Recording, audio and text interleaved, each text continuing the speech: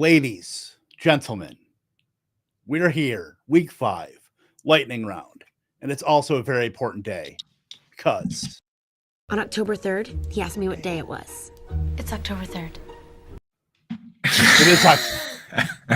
It is October 3rd. It's lightning round. It is. Britt Flinn will be here momentarily. Coop, my man, how you doing? Yeah, is Britt still on with ESPN, the Noog, with Chalk and Chattanooga? Aspen, as the kids call it. Look at her, dude. Look at her. So fancy. Growing up right before our eyes. But BTB, big time Britt. Big time Britt, dude. But she'll be back. She'll be here to hang out with the gang. Yeah, absolutely. So, we are going to be talking some ball here. We're through 4 weeks here. I'm very excited. Not excited that I did put a new jersey up over here, but Jackson Smith and Jigba has turned into Rondale Moore and Jigba, which is a tough scene for all involved. Yeah, well, I'll tell you what. We had the take from the beginning, right? We were in on Jordan Addison because of the situation. We were in on Zay Flowers because of the situation for redraft. And in Dynasty, we knew what the situation was. Very similar to Chris Godwin. People forget that Chris Godwin wasn't amazing right away. Year 3 is when he really popped off. Year 2, his role grew, but year 3 is when he really popped off. And the problem was they had 2 other wide receivers on the outside. He was the odd man out. And it's the same thing going on right now in Seattle. And the problem you run into with these young guys, because we sit here and we say, oh yeah, just play them more. But there's the flip side of that, right? Everyone says, oh, we need more Rashid Shaheed, right? Like get Rashid Shaheed in there. To get more Rashid Shaheed in there, you know what you have to do? You have to go to Michael Thomas, one of the most opinionated players in the league, who is on an incentive-heavy contract, and say, you need to play less so that this kid can play more. Can you imagine having that conversation, Kev? Can you imagine going to Michael Thomas and saying you need to play less and, in fact, potentially make less money because of the incentives in the contract so that this kid can play? I wouldn't even dream of having that conversation. Not happening. I get that completely from an NFL standpoint. But yeah, we always need the need for Shaheed and the need for Britt Flinn as well. There she is. Straight from the ESPN Chattanooga studios. Britt, how are you doing? Noog. Good. How's it going, guys? Fresh out the Noog. Dude, so Skinny, I see you saying it's a whiteout because we got the white hats. Dude, my wife, she managed. We were like, I got a new desk. We were like cleaning my office. And it's not really her fault, but she managed to take all my favorite hats, stack them up, and then put them somewhere where neither of us could find them for like 3 days, dude. Like it was a hat mass murder at my house. Like not one hat lost, all of them. The great Andrew Cooper hat caper. It was crazy, dude. I haven't worn the same black hat for like 5 days because I couldn't find them, and they were in like I can't even explain what happened. Basically, they fell in the back of my closet and where all my jerseys are, and the jerseys are so like thick that they stuck to the jerseys to the wall. They could have been there for the rest of eternity if I didn't actually move some jerseys around, and then they fell on the ground. So, dangerous times, Skinny. Dangerous times. Yeah, it could have been a big catastrophe, Toronto Dave. And so funny that we were just talking about, the left eye Lopez burning Andre Rison's shoes in the bathtub, and you said if that was my hats, then that would be a thing, and then the hats actually did get lost. I think you set yourself up. I see. The thing is, I would suspect Kate of that if she actually watched any of these shows, but so I know she's innocent. But it's just funny. She was like, I remember stacking them up, and I was like, well, you did what? I was like, you didn't lose them all. You didn't lose one. You lost them all. So, but we found them. All is well in the Cooper household. So we're good, baby. We're good. We're ready to talk ball. The great catastrophe has been solved. Thankfully, no hats were claimed in the filming or the moving of Andrew Cooper. And it was close. Let's talk about some ball here. Cause look, I'm not gonna, maybe I will regale you with my Shaquille O'Neal impression. I owe you an apology. I wasn't really familiar with the game. All-time quote, dude. The best I can do. But look, we're through 4 weeks. Information has changed. If I got to pull this out here. Information, man. New shit has come to light. New shit has come to light. Like the evergreen, if there's going to be an evergreen video for Lightning Round, it is probably that one. Yeah, that's a beautiful one. Or I think the expired one is also one of my favorites. Yes, the evergreen clips that define this hour-long block of Fantasy Alarm YouTube. But you know what? Look, we have to kind of capitulate a little bit. There's things that we maybe didn't see coming, or maybe we downgraded some players just because of, we maybe got take locked a little bit. Maybe we just didn't see the potential that these players had in their offenses. Coop, I'll let you go first here. Who's a player that maybe you owe an apology for? Maybe you weren't familiar with their game.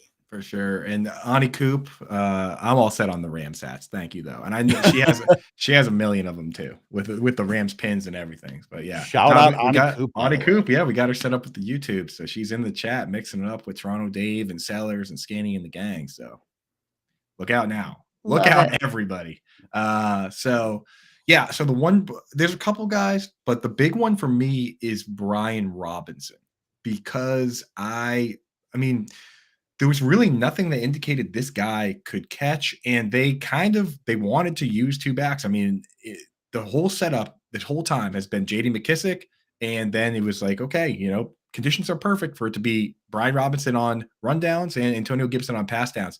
That's not really how it's worked. It's more like Brian Robinson gets all the rundowns, and then they take the pass work, and Brian Robinson gets half of that too, which is all you can really ask for in this world, right? So Brian Robinson is a guy where I wasn't drafting any of them because I'm looking at it and I'm like, this team's going to be bad, and they are pretty bad. I mean, they were all right, but they're not good. And I was like, why would I want Alfred Morris but on a bad Washington, right? Like, why would I want Jeremy Hill here, who's not going to catch passes? Turns out that he is going to catch passes, and he caught a touchdown pass week 1. He's doing all right. Same with a guy like Isaiah Pacheco, right? So for me, Brian Robinson, especially when you say not familiar with his game, there was no evidence that this guy could really catch the ball, but clearly he can. So, and Antonio Gibson, it hurts because we know he can catch the ball, but they just don't seem to really want to use him. Like he's been in the doghouse, and maybe he'll just never get out. I don't know. And that was the thing with Brian Robinson too. Last year, his efficiency was so low on his yards per carry. Right. And now we've got a brand new quarterback, a brand new offensive coordinator. I mean, just all of these factors that didn't really come together to really lend themselves to any kind of production, but he's been doing the damn thing. Right. He's been doing it. I would say real quick on Sam Howell is that, like, there's two kinds of bad in the NFL, and at least he's fun bad, right? Like Blake Bortles is fun bad. Jameis Winston's fun bad. Like Mac Jones right now is just sad bad. Like bad, sad bad. Josh Dobbs is fun bad. Fun bad, yeah, exactly. Because he just like he'll run people over. Josh Dobbs is playing for keeps. And Sam Howell, tell you what, as a unbiased fan, if a guy goes out and throws 4 interceptions, that's fun. Right? Like, hell yeah. Jay Cutler, he's back, baby. Twitch gang. Heineke will be fun bad for the Falcons. Shout out Twitch gang, dude. What up, y'all? Yeah, even though Arthur Smith said that he's still committed to Ritter, I don't know how much longer you can be committed to Ritter.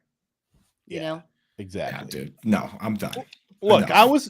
I was willing to give Brian Robinson a pass just because he was going behind Antonio Gibson in drafts. Like, the dude averaged 3.9 yards per carry. The dude was shot last year. So I'm willing to give him a pass. Maybe they didn't want to put everything on his plate all at once. Plus they had probably stuff planned for J.D. McKissick, and then he got hurt. So I can understand maybe them not wanting to fill his. I mean, but now Antonio Gibson thesis was always the coaches hated him. And it seems even more so now that they talk him up and then they still hate him. So right. The thing is with Brian Robinson, it's not like he was shot in the hands. Like, he had 200 carries last year and only 9 receptions. You know what I'm saying? Like, that's not.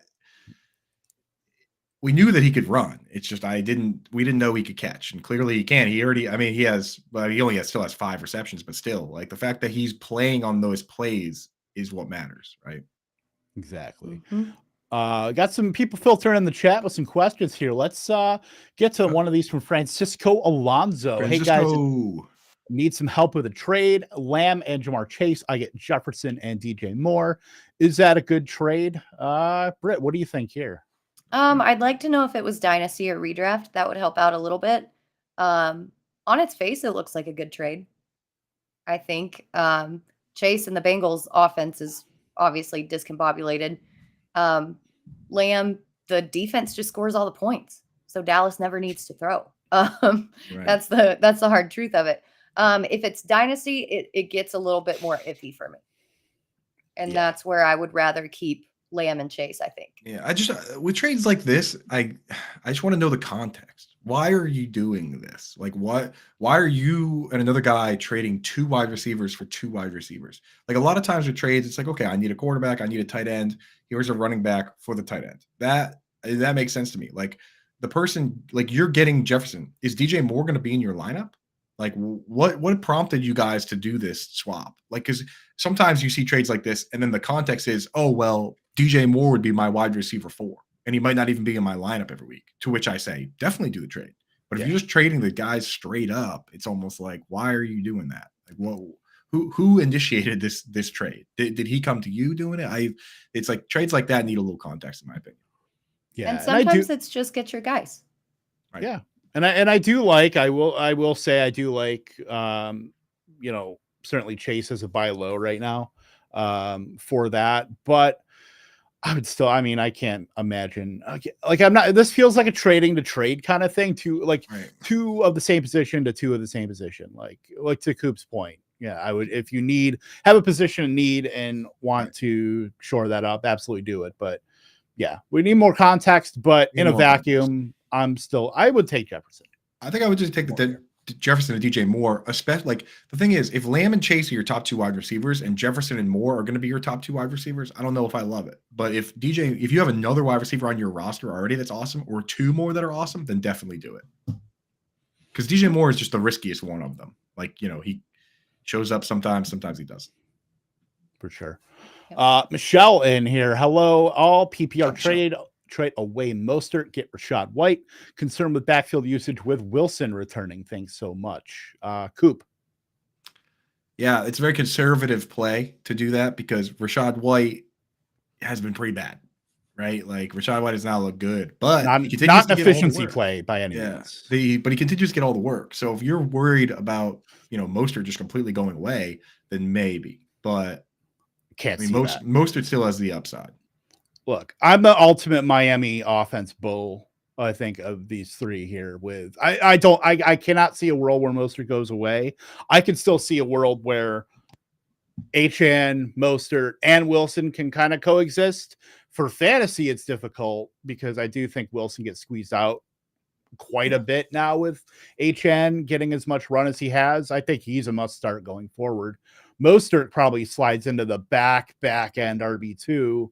And you're going to have some volatile weeks there because, look, you had that, he had a fumble, I believe, also, plus, like, he's just the same kind of workload with HN and Mostert that are kind of synchronized in that way. So that's where I kind of delineate between those 2. I still think Mostert is going to be like the de facto starter, but HN's clear. I think he's clear far and away ahead of Mostert right now. And if you can get something for him, I think that's pretty good, but it's going to be more volatile for him going forward. What do you think, Britt?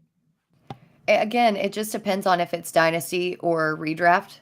Because if it's dynasty, absolutely. If it's dynasty, you obviously do. Yeah, dynasty, yes. If it's redraft, I tend to still keep Mostert. I think that McDaniel really likes Mostert in this offense.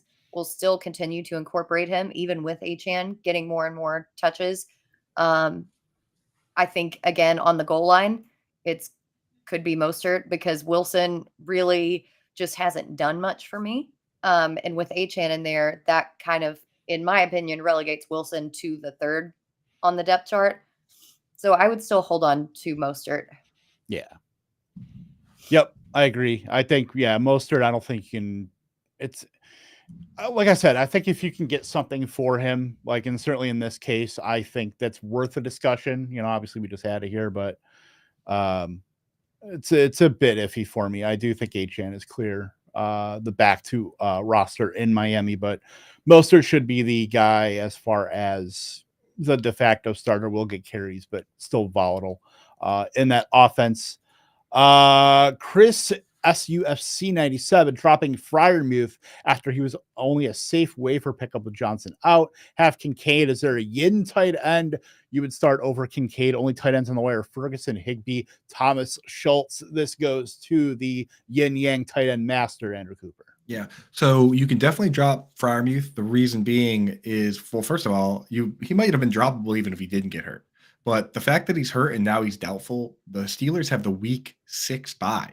So they're definitely going to hold him out. If he doesn't play this week, he's out through the bye. They might as well just hold him out through that. And after the bye, Deontay Johnson is eligible to return as well. So, and he's not going to become, if something happens, if they make some announcement that prompts Yahoo and Sleeper and all these sites to make him IR eligible today, then maybe you can slide him into an IR spot and that might be fine. But if they don't do that, then he's droppable.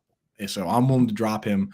The guy I like is Logan Thomas, though Ferguson, for me, like this week with Peyton Hendershot out, he actually played a lot more, and clearly Dak likes him. So Ferg for the short term is probably he could be the safest start, especially as long as Hendershot's out, that he's good to go. But I like Logan Thomas personally. Yeah, Friday is tough for me. We had so much expectation on the Pittsburgh offense going into the season, and now, certainly Kenny Pickett has not brought his preseason, play over to the regular season. I mean, the Matt Canada pitchforks are out and in full force here, but I think certainly Pickett, Canada has to put him in positions to help him succeed, but Kenny Pickett hasn't exactly helped matters either here. Yeah, so it's early to you can't do victory laps or whatever through 4 weeks, but I'll tell you what, in my fades article there were 5 tight ends: George Kittle, Dallas Goedert, Pat Freiermuth, Irv Smith, and Gerald Everett. None of those dudes are top 12 tight ends right now, and it's looking pretty ugly. Like, you still got to hold. I feel like you still got to hold Kittle and Goddard, just because when a wide receiver gets hurt, like we saw with Ayuk out, there you go. Like with Dallas Goedert, he's a handcuff plus. You can throw him in there and it's fine. If one of the wide receivers gets hurt, now it's wheels up. So it's kind of hard to drop those guys right now. But we warned you that there's only one football. I mean, sometimes it doesn't have to be crazier than that. Like, if you have Devonta Smith, he's going to get more targets than Dallas Goedert. If you have Deontay Johnson and George Pickens, they're going to get more targets than Pat Freiermuth. So just got to be careful with that stuff. Yep, for sure. Better boss in here. Shout out. I have Javonte and P. Ryan on my roster. My team is off to a bad start.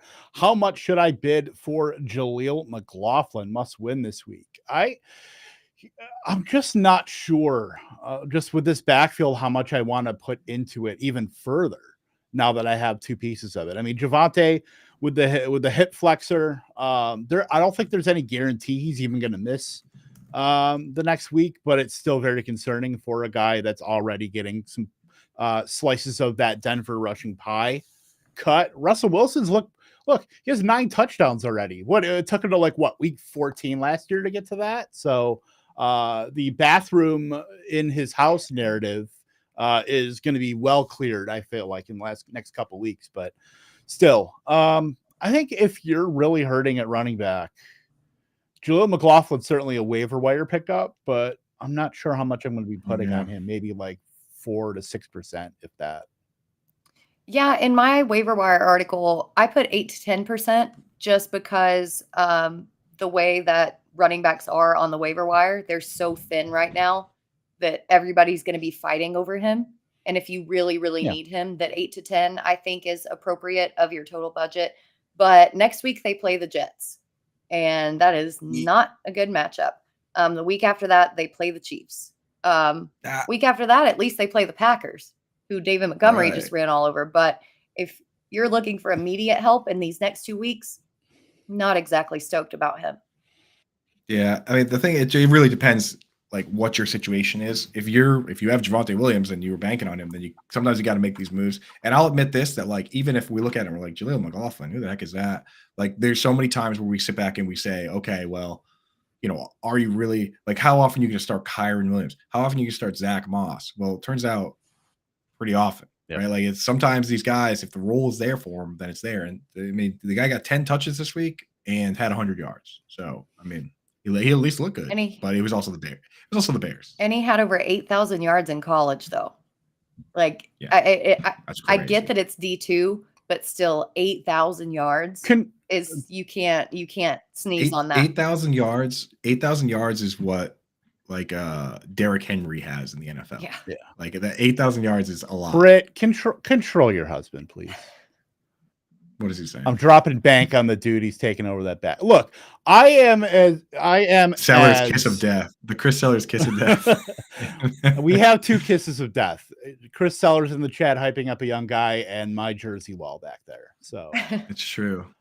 True. Yeah. So let's. So we talked about our first apology. Britt, who is your player that you owe an apology for? And we'll get to the rest of the stuff in the chat right after. Yeah, mine's Davante Adams. I was very concerned about Jimmy Garoppolo, very concerned about that offensive line. And to be honest, those concerns were correct. They have not been great. Josh Jacobs has not been great, but that has not stopped both Davante Adams and Jacoby Myers from absolutely crushing just because of pure target volume.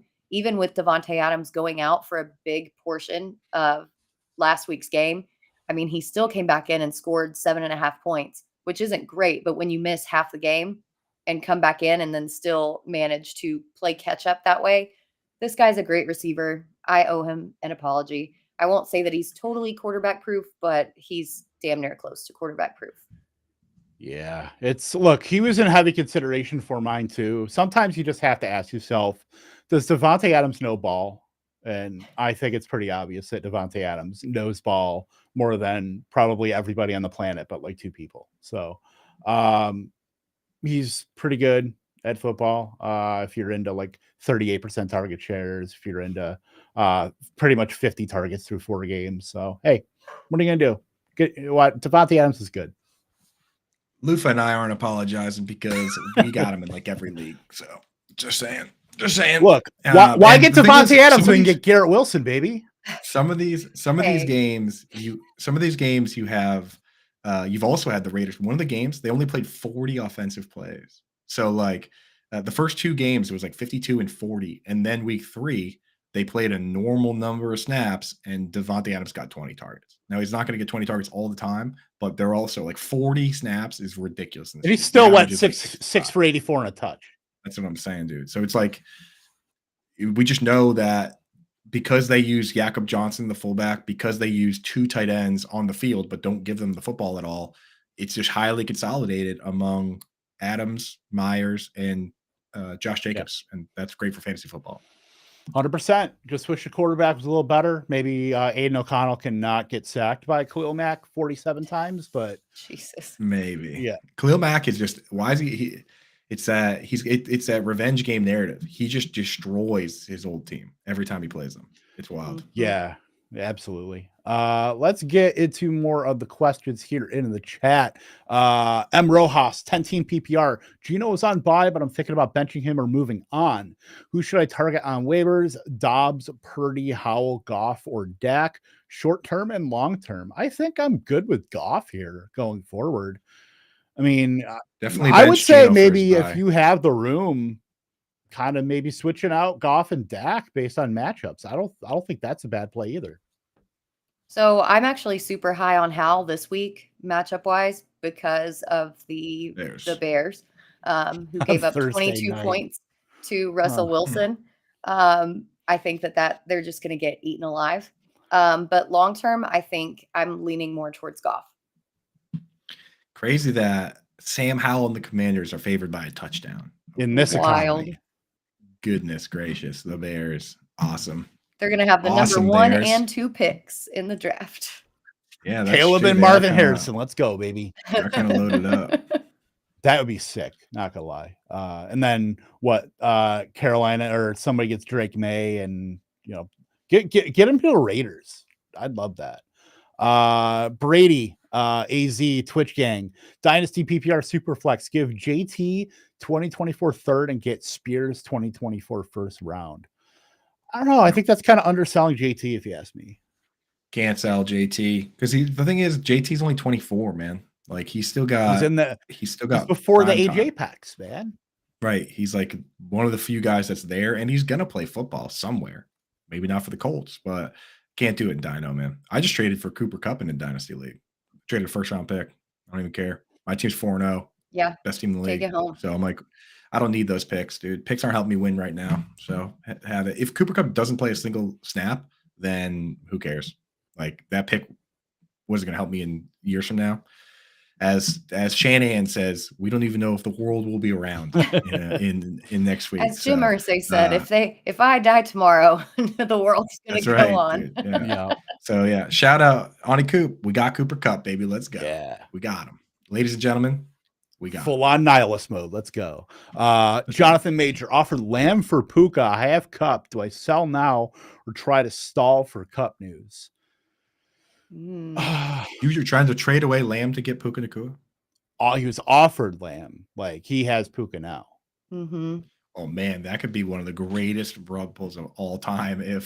What if you were to trade Puka for Lamb, and then when Cooper Kupp comes back, they're just like, "Oh, thanks for filling in for Cooper Kupp. Now you can just kind of hang out a little bit, right? Here's a top 5 wide receiver for your efforts." Big time. That would be big time trash talk land. And as Britt points out, like right now, the Cowboys defense is so good. And, when you play Mac Jones and the Patriots, it's going to be a lot of, it's not going to be a shootout, but the Cowboys are going to have some games where they have to actually play, So, I mean, this week they have the 49ers, right? Like it's not just going to be, but then they have the Chargers, bye week, and then Rams.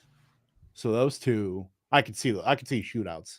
And those, at least, exactly, right. But it's like Dallas. The thing is, it's like the shootout. The fact that the tough matchups aren't even the problem. Like tough matchups can be good. The problem is when it's like a non-game, right? Like where this Patriots game it wasn't even a real football game at any point. No. So you didn't have to. Why would you fire it up? Why would you even risk firing it up to Brandon Cooks? Matt Judon and Christian Gonzalez were ruled out of the game like almost immediately, and that's the entire Patriots team right now.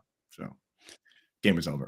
Yep. Thoughts on Kamara from his one game so far. That one game producing 14 targets, 13 catches for a paltry 33 yards. Like one of the most bizarre stat lines you will ever find. But at least on the ground, he was moderately efficient. But Derek Carr was also pretty hampered by his injury too. So I'm not sure if I'm putting a ton of stock into it, but at least they're using a running back, and he got 75% of snaps and 70% of the routes immediately. Yeah. So, he dusted Tony Jones, dusted Kendry Miller on mid-range RB2. Yeah, I think that it was more of an indictment on Derek Carr's arm strength and ability with that injury than it was on Kamara. So yeah, I put him right. I mean, in full PPR, he had scored 20 points, right? It's like, here's what I'm doing with Kamara. I'm putting him in my RB2 spot, and I'm just going to leave him there forever. And I'll take him out for his bye week, and then I'll put him back in. Yep. Yeah. I'm just, for long term, I'm kind of hoping that somebody can kind of play off him, because when Kamara's at his best when he has somebody to play off him, where he doesn't have to shoulder the entire load and lose efficiency. So I'm really hoping for maybe the light switch going on for Kendry Miller, or they bring somebody in, who knows? But Jamal Williams on IR. The perfect thing for him would be Jamal Williams comes back, and he's a battering ram that they use on 3rd and 1, low value. But then when they get to the goal line, they just let Kamara do his thing, because he does have a nose for the end zone, even if he's not a up the gut type guy. But you don't want him lowering his shoulder and running for 1 yard and, all the scratching and kicking that comes with that. Right. He did famously score 6 touchdowns in the fantasy playoffs, which, by the way, the dogs are barking. They know they had Kamara. You're hollering, dude. They know he's got that dog. He's got that dog in him. Well, so Kev, before we get back to the chat, why don't you give us your player that you got to apologize to Shaq style? Yeah, I was not familiar with the game. It's getting worse. It's so bad. It's terrible. The first time was actually, you kind of had it the first time. Yeah. Now it's a law of diminishing returns. Shaq is a tough one though. His voice is so deep. I literally just watched the clip of him calling into the Stephen A. Smith show as a pissed off Cowboys fan. I don't know if you've heard that, where he said he was like No, Tex no. Anderson or something like that, and he was doing a Texas accent. And Steven's like, "Is that Shaq?" And he like Tex started Anderson. laughing on the other line. It was great. That's so good. Yeah, I gotta check that one out. Yeah, David Montgomery would be the guy that I certainly have to apologize for. I think that he has certainly carved out a massive role in this offense. We want Jahmyr Gibbs. I want Jahmyr Gibbs to be just an every down stud. But look, the information has changed, and we have to, go with that. Look, 3 top 24 finishes, 77 and 70% of the snaps in his last 2 healthy games, almost like 60 to 70% of the rushing attempts. Look, he's perfect for this offense and what Dan Campbell wants to do. And I think it's time that we need to recognize that David Montgomery is a lot better than what he was. Even in Chicago, I think this offense for him is perfect. Jahmyr Gibbs is certainly going to have a role in this offense, and maybe he takes a little more off the top, but he's a much better version of what we had with Jamal Williams last year. If he keeps that, look, he had 3 touchdowns, against the Packers. Like, what are we doing here? He's going to be scoring. Detroit's going to be scoring in this offense. Look, he's a high to mid-range RB2, and with RB1 upside, as we've seen, last Thursday. So I apologize, Dave Montgomery. You are not liquid concrete. You are not totally dust. And there will be games where they're going to throw the ball to Gibbs, right? Like, there will be Gibbs games when the script is there. But if the thing is, if you're running the way Montgomery was running, then why stop doing it? It's like, just run the same type plays over and over until they stop it, right? Like, we've seen that a ton of times in these games. I mean, the Rams did it all the way through the entire season and won the Super Bowl. They literally were just, we're going to throw it to Cooper Kupp every time, and if you can stop it, then good for you. And nobody could stop it. So if you get a game like that where Dave Montgomery cannot be stopped, then you just keep giving him the ball. The one argument that I didn't like was coming in the season that I saw a ton on Twitter was that they used a first-round pick on Jahmyr Gibbs, and they're not going to waste a first-round pick, as if it would be okay for them to waste $20 million that they gave to David Montgomery. It's like they invested a lot at the position across the board. So, of course, you're going to try and use both guys, right? It's like what's more valuable? I mean, $20 million, $18 million, or a first round pick. It's like some of these teams treat these picks like they don't even matter, So I don't know, man. It was kind of a double-sided argument there that I just never understood why they would even bring David Montgomery in if they weren't going to use him. I didn't think that they weren't going to use Montgomery. I was looking historically at the usage of those players who have been picked within that range that Gibbs was picked in, and 11 out of 12 of those have had 200 touches or more. And so I thought it would be a lot heavier run game, especially with all the pass catchers out, especially for the first 6 weeks.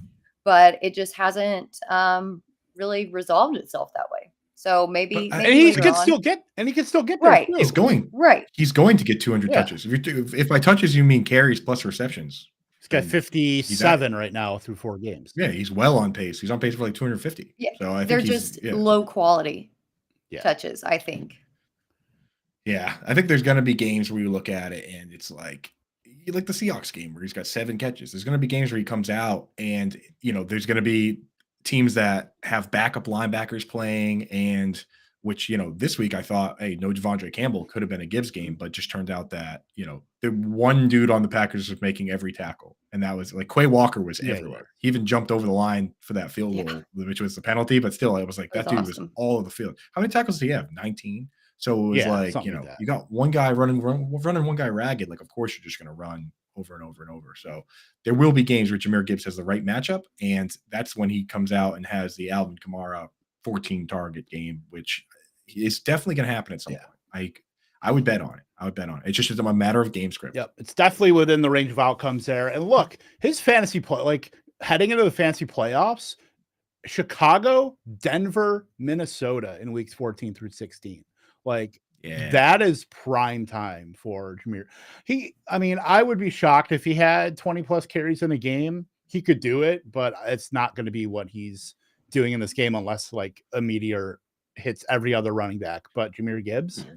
But, certainly 10 plus target games, well within his range of outcomes. You can probably see him hit that a couple times this year. So look, Jahmyr Gibbs will get there. Dave, but that's not to discount David Montgomery, what he's doing for this offense. Right. Let's go back into the chat here. Kittle or Ferguson? Coop. Got to stick with Kittle for now. I mean, Ferguson, it's interesting because this week he had a tough matchup and he played well, but it was a very strange game script, and also no Peyton Hendershot. And even with no Peyton Hendershot, you saw that Schoonmaker ran like 18 routes, but clearly Ferguson is part of the scheme every week. So I think, minimum 3-4 targets is probably gonna be the case for this guy. But Kittle is he's got a similar role, but he's George Kittle. So if one of these weeks they actually come out and Ferguson plays even 80% of the snaps, you know what I mean? Like he only he's played 4 games. In 2 of those games, he didn't even run half the routes, right? So that's the one knock on Ferguson, but you can't argue with the fact that they're scheming him up and that Dak likes him. I mean, Britt, you're a Cowboys fan. What's your read on Ferg Dog, on Fergalicious? Yeah, I really like him a lot, actually. And I think that Dak really likes utilizing his tight ends. I know that Ferguson's not out there at the snap percentage that we typically want out of tight ends. But while Kittle it seems like he's asked to block a lot more. And just looking at him from a fantasy points per game, I mean, Ferguson has 9.4. Kittle is only at 7.2 in PPR leagues. I mean, there's a 6-place gap in between them. If Debo's healthy and Ayuk is healthy, I tend to lean Ferguson. Right. And a lot of that production, the 7 for 90 game that he had against the Giants, was without Brandon Ayuk. So other than that, 3 for 19, 3 for 30, 1 for 9. Like, it's really tough to put George Kittle in your lineup and feel good about it. It's almost like a name brand at this point that, George Kittle is a good player, but I mean, maybe his fantasy usefulness in this offense with so many great weapons is a bit overrated. Right. I just worry it's the usage of the other tight ends. That's the one concern for me, because it's they use all 4. Ferg comes out, he has 11 yards in the first 2 games. Each game, 11 yards, and then Hendershot rolls his ankle, and now all of a sudden he's getting some more looks. But maybe they look at it and say, hey, can't put him back in the bottle. So he's definitely moving up for me. It's so hard to actually put Kittle on waivers to add Jay Ferguson. That's the hard part.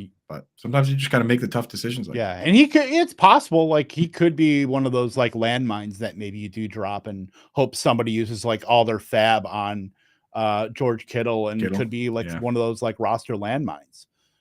He'll immediately score 2 touchdowns. 100%. Like, is there a bigger lock in the world? Eat those. Kyle Pitts. At some point, he will. Roster clogger. As soon as I drop Kyle Pitts, then he's gonna go off. He's gonna go ham. Yeah, they're gonna start Heineke. I'm just holding him.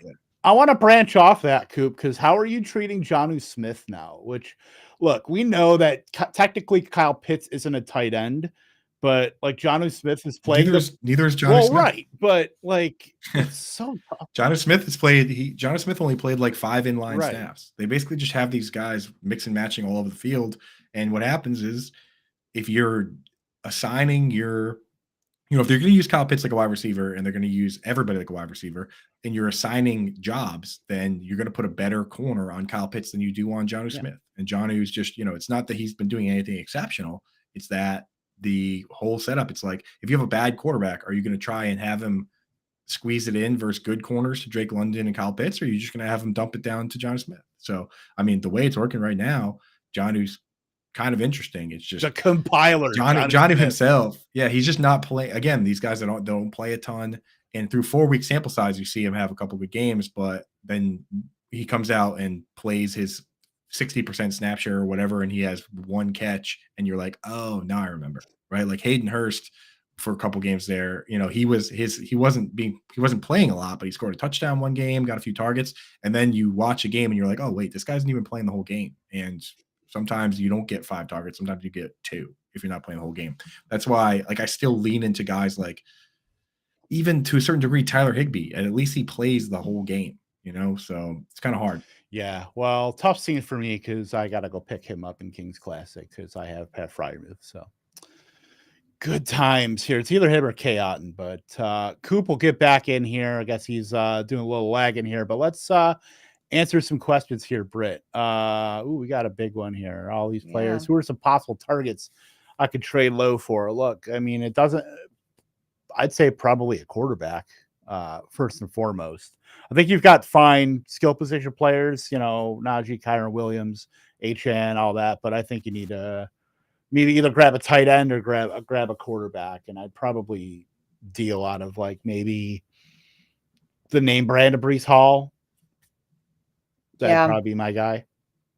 Yeah, because I don't think Geno's not looking nearly as good as he did last season.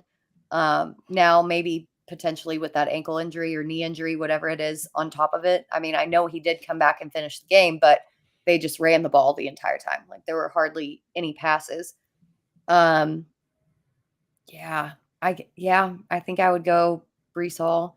I'm still not sure about the Achane train, if it's going to continue going, or if you could sell really high on Achane and get a good quarterback, because your running back depth is pretty good. I'll tell you what, it sounded a lot better when it was Achane train before he corrected everyone and made it Achane train. Yeah, now we got to rhyme with like what 4chan. That's about all we can do at this point. 4chan. Oh man, the anonymous. If he scores 4 touchdowns, that's the headline. Somebody got to Photoshop the like anonymous mask onto him, right? The Achane. Oh Lord, there we go. No. So I missed the whole question, but it looks like a lot of players there. Yeah. It's just who we're trying to parse out to trade for. I would say probably either tight end or quarterback here, but yeah, it's a big glut. But I think we're in agreement here, at least trying to see what you can get for Breece Hall to shore up those positions here. Let's take a look here. Should I grab Michael Wilson with top waiver? I think, we're certainly going to talk about waivers here. Might as well just start it up right now with Michael Wilson, who I think is a definite add this week. Yeah. I love Michael Wilson. I wrote about him in the waiver article over at Fantasy Alarm that came out earlier today. Like he had 90% snap share in week 1, but then it kind of went back down. But every week since, it's been coming back up. And I mean, he had 7 targets. He caught every single one of them, 76 yards, and he had 2 touchdowns. I mean, the one thing that I will say about Michael Wilson is that he's not really the first look option. It's kind of like everybody was covering Marquise Brown, and then Dobbs had to go through his progressions and go to Wilson. But Wilson's ready for it. And I think that as more teams tend to key in on Marquise Brown, then Wilson's going to continue to be open at least for the next few weeks until people start realizing, oh, this isn't a fluke. And I think that you can get him for decently cheap because, not a lot of people really are high on the Cardinals. Not a lot of people know him. So I would definitely be targeting him on your waivers. Yeah. He's like my best player in the Scott Fish Bowl. That's a tough scene. So what we're saying is a lot of people are not familiar with the Cardinals game. Yeah. I mean, the thing with him, the reason I was drafting him in a bunch of places, and I said it on all these shows, is that opportunity because he has 30 pounds and like 4 inches on all those dudes, all the Greg Dortches and Rondell Moores and even Marquise Brown. Marquise Brown's not that big. So it's like, it was Michael Wilson versus Zach Pascal to be the split end. And, I was like, whatever, if it's not Michael Wilson, then drop him. But, he at least had that opportunity. And right from the rip, he's played that role. The only thing that takes him off the field is at times where they go 2 wide receivers, 2 tight end sets, then you don't need a split end, right? So sometimes he does come out for those. But hey, this week hopefully he proved that he deserves to be out there all the time because he looked good. Yeah, for sure. Let's get into a couple more of these. We'll stick with our waivers going through there. Would you trade Derrick Henry for Michael Pittman and James Conner? This Titans offense just looks so bad all around, and now he's being more managed than ever with Tajay Spears. So I think some of the shine is off Derrick Henry. We know what he can do. Like, I don't think that he's just all of a sudden lost it or anything like that.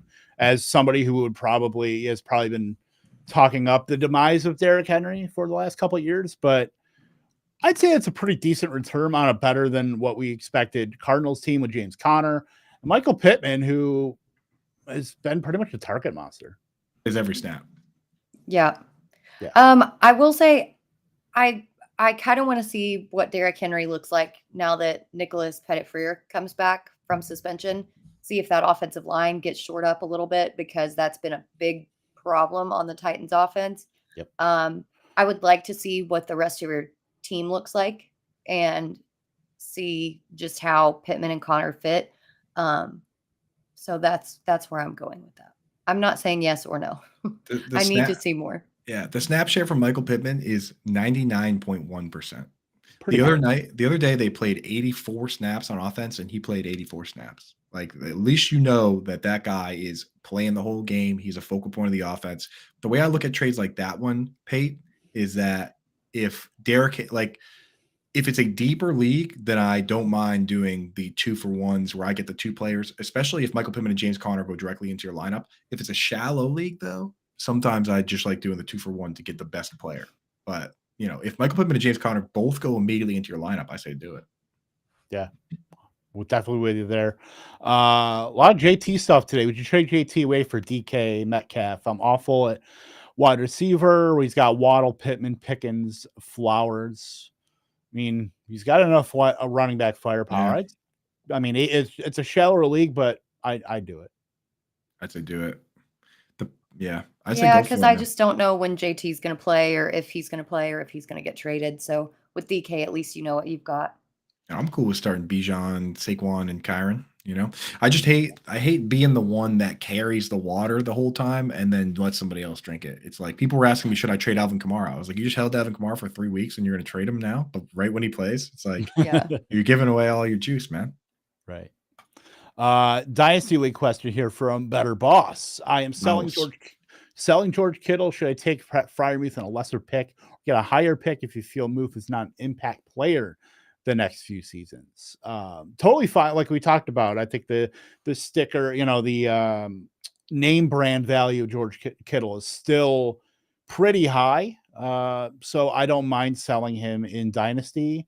I don't know I think he could probably do better than Freiermuth and a lesser.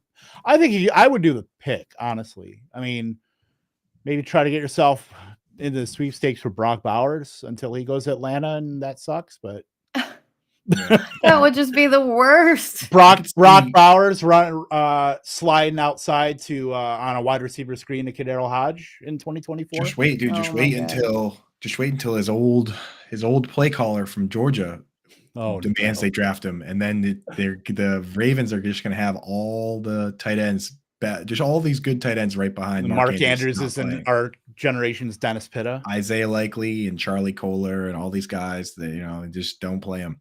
The thing with Freiermuth is he's only 24. So, and the same reason I'm buying Kyle Pitts is that like these contracts end, and then if you're not happy, you go somewhere else. The contracts for Kenny Pickett ends, so it's like sometimes you got to wait a little bit. Even if like Kyle Pitts, even if they pick up it. If they don't pick up his 5th-year option, he'll be 25 when he's a free agent. If they pick it up, he'll be 26. Travis Kelce, his first 1,000-yard season, he was 27. Zach Ertz, his first and only 1,000-yard season, he was 28. So, like, Kyle Pitts, plenty of time for him to be good. Same with Pat Freiermuth. The thing is, can you wait? Like, can you wait until 2024, 25? I try to acquire as many guys that I believe in the talent, and I do believe in Pat Freiermuth's talent. I believe in George Kittle's too. But that's why I had to have him in the fade article, because there's so much more that goes into tight end than just who is good at being a tight end in a vacuum, right? Football's not played in a vacuum.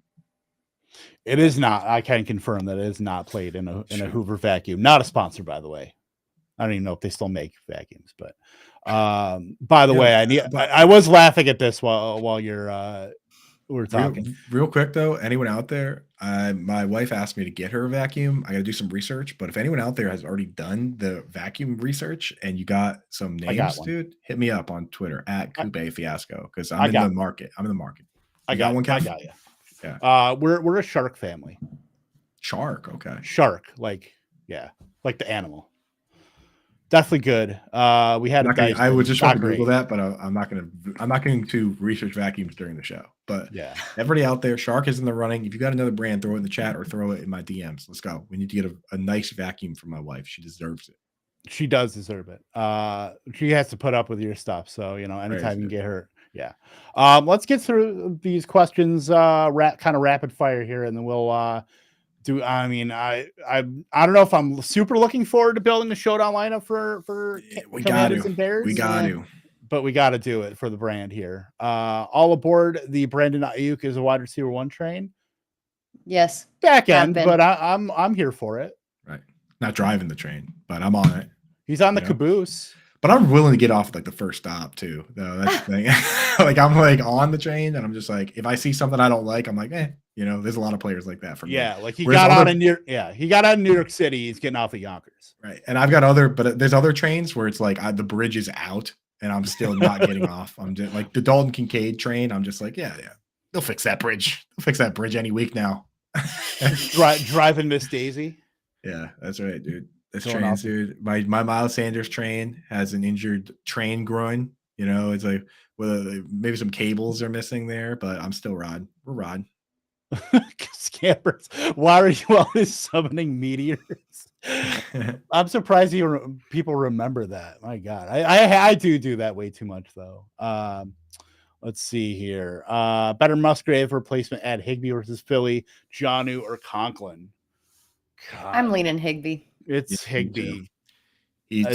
For better or worse, Higbee's out there every snap. Just know every once in a while they'll just have him block the whole game. But as of late, he's looked okay. So yep. And Philly's not the greatest against tight ends either. Right. Yeah, there's touchdowns to be had over the middle. Yeah. Jack here, friend of the show. Guillotine Mahomes available. Have Herbert on bye, big fat bid, or let Russ cook. Oh, I'm going fab bid. Yeah. Russ plays the Jets. The Jets, yeah. He's got Herbert though, dude. Oh, it's but week 5, yeah. And I mean, that's one where I put in a bid on Mahomes, but I hope somebody else bids more than me. And then I just sit back and I say, okay, at least I tried.